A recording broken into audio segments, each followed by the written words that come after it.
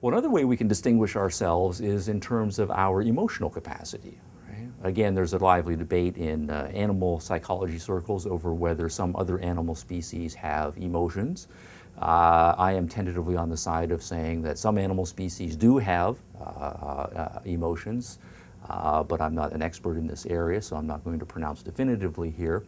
But I think the most gung-ho advocate of animal emotional experience would at most say that dogs or dolphins and so forth have, say, a half a dozen or 10 at the most emotions that they are capable of experiencing. Certain kinds of affection, certain kinds of fear, certain kinds of anger, right, and so forth.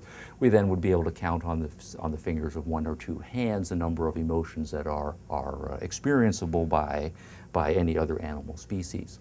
Now, if we look at human beings in that light, an obvious fact about ourselves that we know introspectively and certainly from observing other human beings is that the range of emotions that we are capable of experiencing and the intensity of those emotions that we are capable of experiencing seems to vastly outstrip the emotional experience of any other type of animal. We can experience joy and pride, right, and humility and schadenfreude and nostalgia and melancholy and so forth. You go to any standard emotions chapter in a psychology textbook and just start to count the number of emotions that the psychologist there will be talking about, the number really is staggering.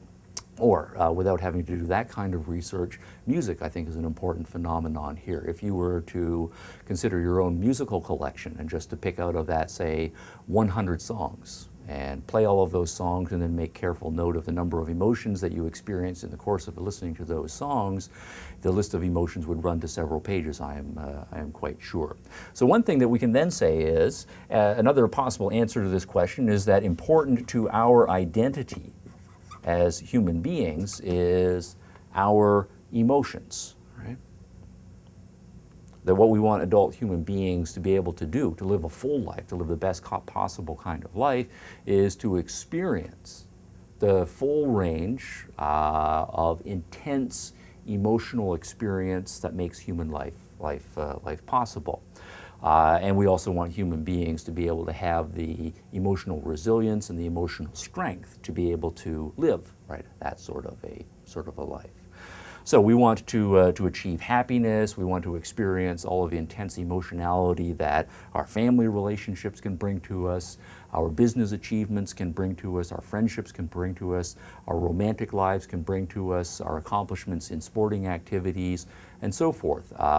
Literature is intentionally emotional, and certainly music, as I've just mentioned, is as well. So that then, if we give that as a key answer to the question, what it is that makes human beings, importantly, the kinds of beings that they are, that we focus on our emotional capacities, that then will have implications for what we're doing in education. We then would give a different emphasis to our educational system, arguing that what we should be doing is preparing human beings to experience the full range of human emotion and to have the full emotional resilience to be able to have the right kinds of best emotional experiences that human life can offer. Okay, so reason, emotions, we might come up with other things that we think are importantly here. But I'm going to pause just on that at this point here and say, all right, suppose we then say, well, fine, I can understand both of these answers, and there is some truth to both of them, certainly. Reason is important to us as human beings. Our emotions are important to us as human beings. There are then some follow-up questions here. We might then say, all right, if we are rational beings and we are emotional beings, what's the relationship between these two?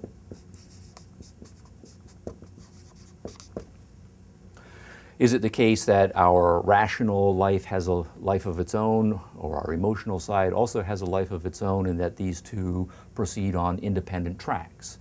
Or is it the case that we think there's an intimate connection between reason and emotions? We say things, for example, like, love is blind. That, I think, is somewhat metaphorical, but what we're saying is that love has a life of its own.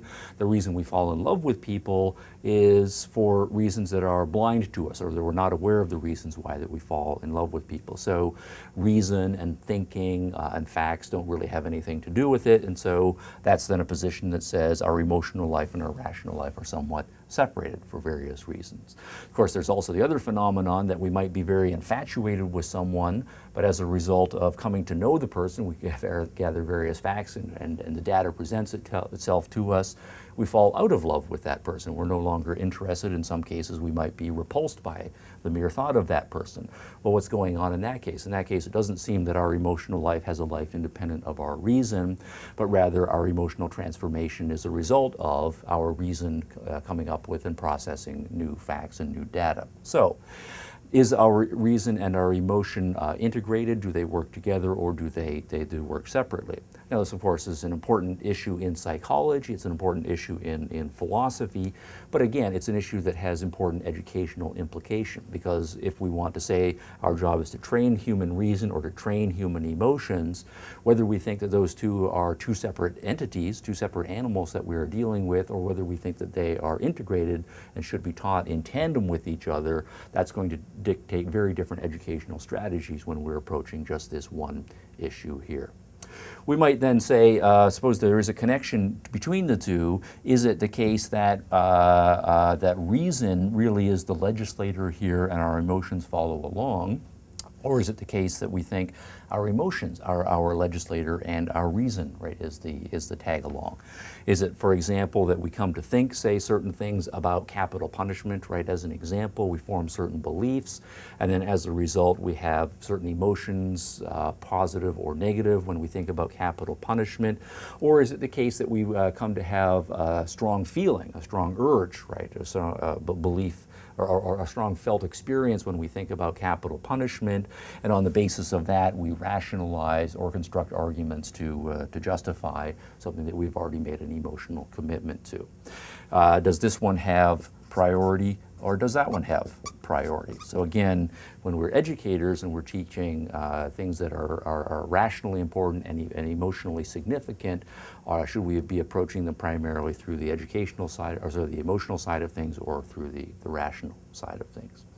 Okay, so that's just to focus on two words here, a human being, and to raise then one question that's a philosophically charged question with important educational implications. Suppose we come back to the question, we say, all right, what is it to be a human being? What's important?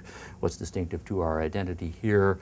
And we focus on issues other than these two important capacities that we have, the reason and the emotional capacity.